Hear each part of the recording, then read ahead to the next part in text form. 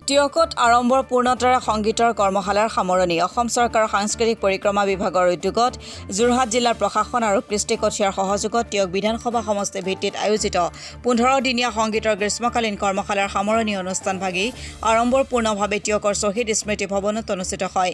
প্ৰায় 30গৰাকীকৈ ছাত্ৰ-ছাত্ৰীয়ে জ্যোতি বিষ্ণু আৰু ভূপেন্দ্ৰ সংগীতৰ প্ৰশিক্ষণ গ্ৰহণ কৰি মঞ্চত সংগীতসমূহ একক আৰু দলীয়ভাৱে পৰিৱেশন কৰি উপস্থিত সকলোকে আপ্লুত কৰিলে।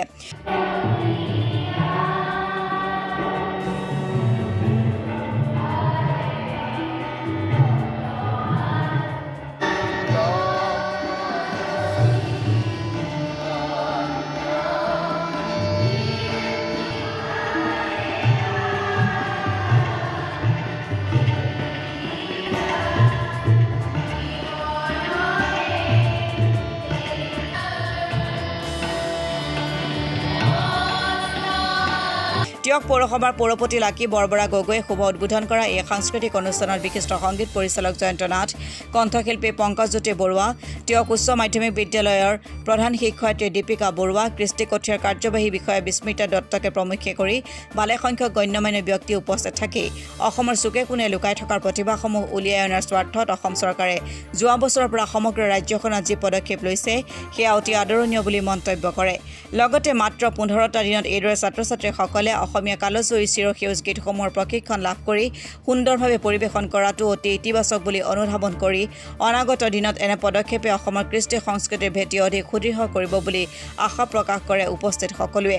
ইপিনে অনুষ্ঠানৰ অন্তত অংশগ্ৰহণকাৰী সকলোকে একোখনকৈ মানপত্ৰ প্ৰদান কৰে উদ্যোক্তাসকলে।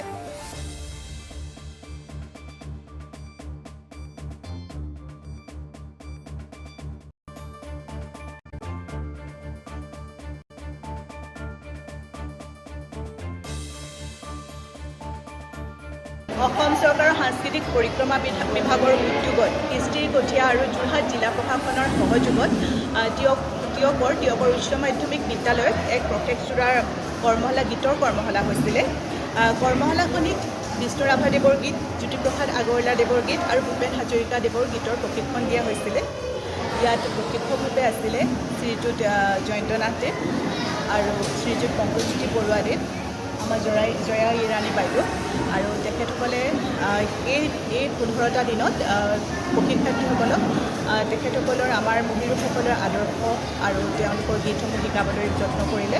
আমাৰ ইয়াত প্ৰায় 30গৰাকী প্ৰশিক্ষাৰ্থীয়ে অংশগ্ৰহণ কৰিছে আৰু তাৰ বাবে আমি অসম চৰকাৰক ধন্যবাদ জনাব খুজিছোঁ এনেধৰণৰ পদক্ষেপৰ কাৰণে, কিয়নো ইয়াত বহুত নতুন গীতকাৰো আহিছে। আগতে কোনোদিন গীত নিশিকা বা গীত নোগোৱা ল'ৰা ছোৱালীও আহিছে, যি আমাৰ লগত সহযোগিতা আগবঢ়াই আজি মঞ্চত গীত গাবৰ বাবে সক্ষম হৈছে। এনেধৰণৰ চৰকাৰৰ এনেধৰণৰ পদক্ষেপৰ পৰা বহুতো ল'ৰা ছোৱালী উপকৃত হৈছে আৰু আমি আমাৰ মহিলাসকলৰ আদৰ্শ আৰু গীতসমূহ তেওঁলোকৰ লৈ আমি সংস্কাৰিত কৰিবৰ বাবে আমি সক্ষম হৈছোঁ, যাতে প্ৰজন্মৰ পৰা প্ৰজন্মলৈ আমাৰ সংস্কৃতিসমূহ বৈ যাব পাৰে, তাৰ বাবে চৰকাৰৰ এই পদক্ষেপ।